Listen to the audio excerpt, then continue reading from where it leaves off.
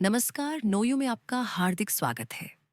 आज हम प्रस्तुत कर रहे हैं मुंशी प्रेमचंद की संवेदनशील और सामाजिक चेतना से परिपूर्ण कहानी शूद्र, और आपको एक गहन सामाजिक यथार्थ से रूबरू कराएगा। शूद्र एक सामाजिक यथार्थ की कहानी। कहानी की शुरुआत होती है एक गांव के उस छोर पर स्थित एक झोपड़ी से, जहां गंगा नामक विधवा अपनी बेटी गौरा के साथ निवास करती है। गौरा बाग से पत्तियां बटोर लाती है और गंगा भाड़ झोंकती है। यही उनकी जीविका का साधन है। दोनों माँ बेटी का जीवन अत्यंत साधारण है, लेकिन वे किसी के सामने हाथ नहीं फैलाती। गंगा को कई वर्षों से यह चिंता सताती है कि कहीं गौरा की सगाई हो जाए, लेकिन कहीं बात पक्की नहीं होती। गांव में लोग उनकी स्वतंत्रता और आत्मनिर्भरता को संदेह की दृष्टि से देखते हैं, और यह संदेह धीरे धीरे इतना बढ़ जाता है कि बिरादरी में कोई गौरा से सगाई करने पर राजी नहीं होता। एक दिन एक परदेशी कहार मंगरू गांव से होकर गुजरता है और गंगा के घर ठहरता है।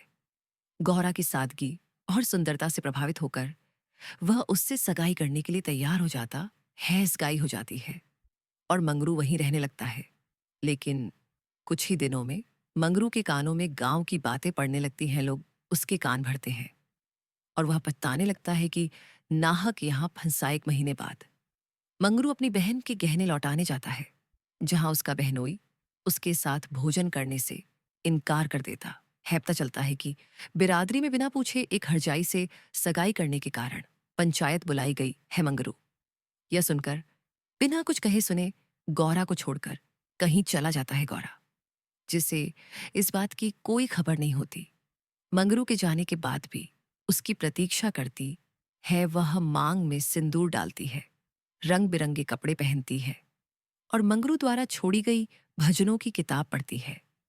गांव की स्त्रियां उससे पूछती हैं कि मंगरू उसे छोड़कर क्यों चला गया, तो वह हंसकर कहती है कि मर्द कभी ससुराल में पड़ा रहता है, वह देश परदेश में निकलकर 4 पैसे कमाने गया है। एक दिन कलकत्ता से एक आदमी गंगा के घर आता है और बताता है कि मंगरू ने उसे गौरा को अपने पास लाने के लिए भेजा है। गौरा यह सुनकर फूली नहीं समाती और उसके साथ चलने को तैयार हो जाती है। रास्ते भर वह सोचती है कि मंगरू से मिलने पर क्या कहेगी, कैसे उसे शिकायत करेगी कि उसने उसे बिना बताए क्यों छोड़ दिया। तीसरे दिन गाड़ी कलकत्ता पहुंचती है। गौरा की छाती धड़कने लगती है, लेकिन मंगरू स्टेशन पर नहीं होता है।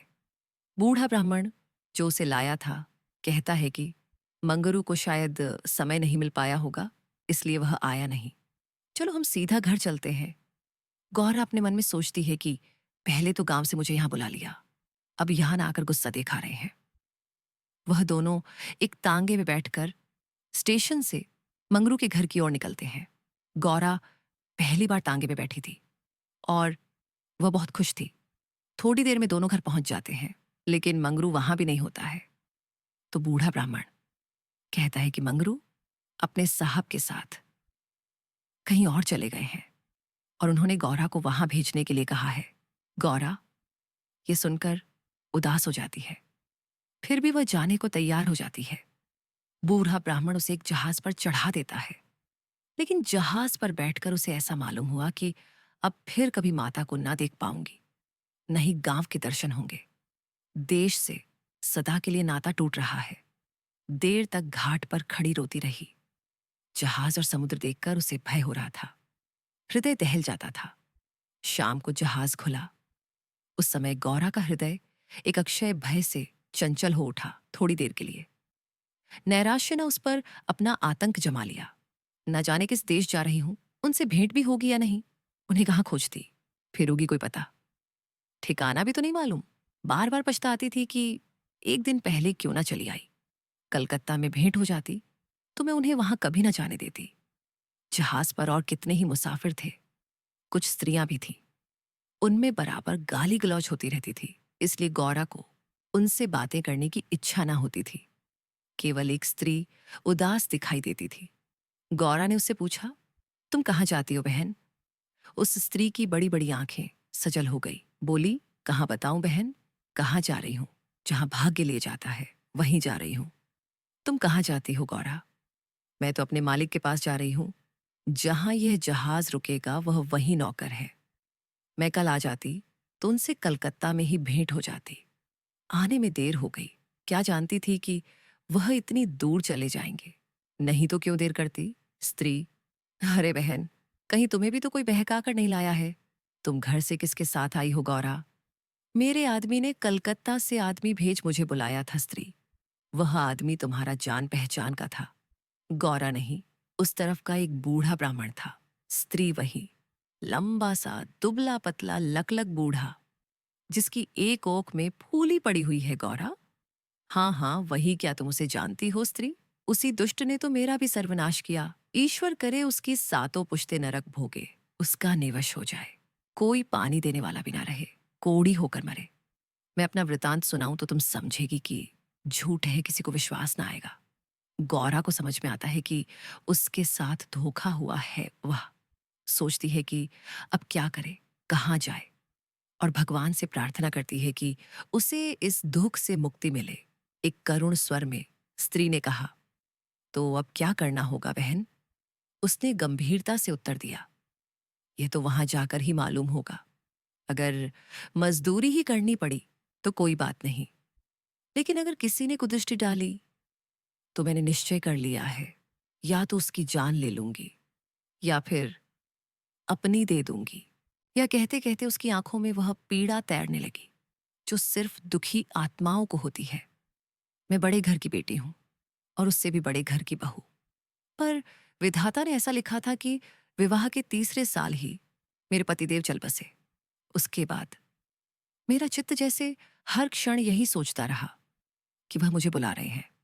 पहले तो आंखें बंद करते ही उनकी छवि दिखाई देती थी, फिर जागी आंखों में भी उनके दर्शन होने लगे। मुझे लगता था वह साक्षात मुझे बुला रहे हैं। मैं ये किसी से कहती नहीं थी, पर मन में शंका होती, जब वह अब इस लोक में नहीं है तो मुझे दिखते कैसे हैं। मैं जानती थी ये भ्रम नहीं है, कोई विशेष ज्ञान, कोई साधना होगी जिससे हम मृत आत्माओं से संवाद कर सकते हैं। बस उसी ज्ञान की तलाश में मैं भटकती रही। 3 साल इसी आशा में बीत गए। फिर 2 महीने पहले वही बूढ़ा ब्राह्मण मेरे द्वार आया, सन्यासी वेश में। मैंने उससे वही ज्ञान मांगा। वह धूर्त था। उसने ऐसा मायाजाल रचा कि आंखें होते हुए भी मैं फंस गई। एक रात मुझे पीपल के नीचे बुलाया। उस रात चांदनी बहुत निर्मल थी। वह ऐसा प्रतीत हो रहा था जैसे कोई योगी, कोई देवता। उसने मेरे सिर पर हाथ रखा और कुछ ऐसा किया कि मैं होश खो बैठी। जब आंख खुली तो मैं रेल में थी। मैं चिल्ला भी नहीं सकती थी, और यदि उतर जाती तो घर में घुसने की भी जगह नहीं थी। परमात्मा की दृष्टि में मैं निर्दोष थी, लेकिन संसार की दृष्टि में कलंकित। अब जब सब मुझे किसी टापू भेज रहे थे तो मैंने विरोध नहीं किया। जिसका संसार में कोई नहीं होता उसके लिए देश और विदेश दोनों एक से होते हैं। बस मैंने प्रण किया कि मरते दम तक अपने सत्य की रक्षा करूंगी। गौरा उसकी बातों को ध्यान से सुन रही थी, सोच रही थी, इस स्त्री में कितना साहस है और मैं क्यों इतनी निराश हूं। बहन, उसने कहा, हम एक साथ रहेंगे। मुझे तो अब तुम्हारा ही सहारा है। भगवान का भरोसा रखो। उस स्त्री ने जवाब दिया, और मरने से मत डरो। अंधकार गहरा चुका था। ऊपर काला आकाश, नीचे काला जल। गौरा आकाश की ओर देख रही थी और उसकी संगिनी जल की ओर। जहाज से उतरते ही एक आदमी यात्रियों के नाम लिखने लगा। उसका पहनावा अंग्रेजों जैसा था, पर भाषा हिंदुस्तानी। गौरा अपनी संगिनी के पीछे सिर झुकाकर खड़ी थी। तभी वह आवाज सुनकर चौंकी। उसने देखा, वही चेहरा, वही आकृति। क्या मैं सपना देख रही हूं। सामने वही पुरुष खड़ा था जो उसका प्राण था, जिससे जीवन में कभी भेंट होने की आशा तक नहीं थी। ये मंगरू था। हाँ, उसकी सूरत बदल गई थी। बाल खिचड़ी, गाल पिचके, आंखें कठोर, लेकिन वह मंगरू ही था। गौरा का मन हुआ दौड़कर उसके पैरों से लिपट जाए, पर संकोच ने उसे रोक लिया। बहन, उसने संगिनी से फुसफुसाकर कहा, यही तो है, वही ब्राह्मण। सच? तो तुम्हारे भाग्य जग गए, उसकी संगिनी बोली। मंगरू यात्रियों से सख्ती से बात कर रहा था। गौरा देख रही थी, वह किसी पर गुस्सा कर रहा है, किसी को धक्का दे रहा है। आखिर वह उसके पास आया। तुम्हारा नाम? गौरा। घर? मदनपुर, जिला बनारस, मंगरू चौका। गौरा, तुम यहाँ कैसे? गौरा की आंखों से आंसू बह निकले। तुमने ही तो बुलाया था। मैंने? हाँ। उस बूढ़े ब्राह्मण को तुमने भेजा था? नहीं, मैं 7 साल से यहां हूं, मरने पर ही जा पाऊंगा। गौरा अवाक रह गई। अगर तुमने नहीं बुलाया तो कम से कम मेरा अपमान तो न करो। मंगरू कुछ शर्मिंदा हुआ। अब जब आ ही गई हो तो रहो, जैसी भी परिस्थिति होगी देखी जाएगी। गौरा बोली, मैं अलग रहूंगी, मजूरी करूंगी। तुम मुझ पर भार नहीं हो गौरा, पर यह जगह तुम्हारे लायक नहीं। गौरा की संगिनी ने कहा, मैं भी गौरा के साथ रहना चाहती हूं। ठीक है, मंगरू बोला, चलो मैं तुम दोनों को अपने घर ले चलता हूं। रास्ता सुरम्य था। दोनों ओर ऊख के खेत, हवा में समुद्र की ठंडक। पर मंगरू का चेहरा गंभीर था, उसकी चाल अस्थिर, जैसे वह कोई बड़ा निर्णय लेने वाला हो। आगे दो पुरुष मिले। उनमें से एक ने हंसते हुए कहा, एक मेरी है। दूसरा बोला, और दूसरी मेरी। मंगरू क्रोधित हुआ, ये मेरे घर की औरतें हैं। वो दोनों ठिठक गए, पर जाते जाते धमकी दे गए, देखते हैं कहाँ लेकर जाते हो। गौरा बोली, बहन, ये लोग बड़े ही भयानक हैं। तभी एक अंग्रेज अफसर घोड़े पर आता दिखाई दिया। उसने मंगरू से कहा, ये दोनों औरतें हमारे कोठी में रहेंगी। मंगरू कांप गया, नहीं साहब, ये मेरे घर की हैं। झूठा आदमी, साहब ने आदेश दे दिया। आगे क्या होगा? क्या गौरा अपनी अस्मिता की रक्षा कर पाएगी? क्या मंगरू उसे सहारा देगा, या हालातों के सामने घुटने टेक देगा? गौरा फाटक पर पहुंची, लेकिन फाटक बंद था। उसने जोर से धक्का दिया, फिर बार बार आवाजें लगाईं, पर कोई जवाब नहीं आया। आखिरकार उसने फाटक के जंगलों पर पैर जमाया और भीतर कूद पड़ी। उसे जो दृश्य दिखाई दिया वो उसकी रूह तक हिला गया। बरामदे में मंगरू नंगे बदन खड़ा था और एक अंग्रेज अफसर उसे बेरहमी से हंटर से पीट रहा था। गौरा की आंखों के सामने अंधेरा छा गया। वो साहब के सामने कूदकर खड़ी हो गई, मंगरू को अपने सबल हाथों से ढक लिया और बोली, सरकार, दया करो, इन पर जितना चाहो मार लो, पर इन्हें छोड़ दो। एजेंट ने हाथ रोक लिया। कुछ पलों के सन्नाटे के बाद वो गौरा के पास आया और बोला, हम इसको छोड़ देंगे तो तुम हमारे पास रहोगी। मंगरू के नथुने भड़कने लगे। उसने सोचा, ये नीच, ये पामर, मेरी पत्नी से ऐसी बातें। जिस रत्न की रक्षा के लिए वो अब तक यातनाएं सहता रहा, वही अब साहब के हाथ में जाता दिख रहा था। उसे लगा, अब और नहीं। वो साहब की गर्दन पर झपट पड़ना चाहता था, पर तभी नब्बी ने उसे पकड़ लिया और कुछ आदमी बुलाकर उसके हाथ पैर बांध दिए। मंगरू जमीन पर छटपटाता रहा। गौरा रोती हुई साहब के पैरों पर गिरी और बोली, हुजूर, इन्हें छोड़ दीजिए, मुझ पर रहम कीजिए। साहब ने फिर वही प्रस्ताव दोहराया, तुम हमारे पास रहोगी? गौरा ने खून का घूंट पीकर कहा, हाँ, रहूंगी। बाहर बरामदे में मंगरू कराहता पड़ा था। उसके शरीर में सूजन थी, जख्मों में जलन। हवा भी तीर जैसी चुभ रही थी, लेकिन उस दर्द से कहीं ज्यादा उसे वह असहनीय पीड़ा हो रही थी कि उसी घर में गौरा अब साहब के साथ है और वो कुछ नहीं कर पा रहा। उसे अपनी पीड़ा से ज्यादा उन दोनों की बातचीत की चिंता थी। गौरा चिल्लाकर बाहर नहीं भागी, वो वहीं थी, उस सज संवरकर कमरे में, साहब के साथ। मंगरू सोचने लगा, क्या इसमें तनिक भी दया नहीं है? क्या इसके माँ बाप नहीं हैं? क्या इसे कोई नहीं समझा सकता? साहब शराब पी रहा था। गौरा चाकू से गोश्त काटने का बहाना करके खेल रही थी। तभी उसकी नजर एक तस्वीर पर पड़ी। साहब, ये किसकी तस्वीर है? हमारे खुदा की माँ, मरियम। गौरा बोली, बड़ी सुंदर तस्वीर है। आपकी माँ जीवित है ना? साहब ने आंखें झुका ली। नहीं, जब हम यहाँ आए तो वो बीमार थी और मर गई। गौरा के स्वर में एक सच्ची सहानुभूति थी। तो तुम उन्हें देखने भी नहीं गए? उन्हें कितना दुख हुआ होगा। क्या वही देवी माँ तुम्हें दूसरों पर जुल्म करना सिखाती थी? साहब की आंखें डबडबा गईं। गौरा ने फिर कहा, जिस देवी ने मर मर कर तुम्हें पाला, क्या वो आज तुम्हारी बेदर्दी देखकर स्वर्ग में रो नहीं रही होंगी?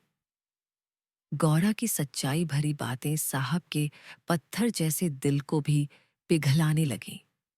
वो माता की तस्वीर के सामने खड़ा रहा, फिर रो पड़ा, हिचकी बन गई।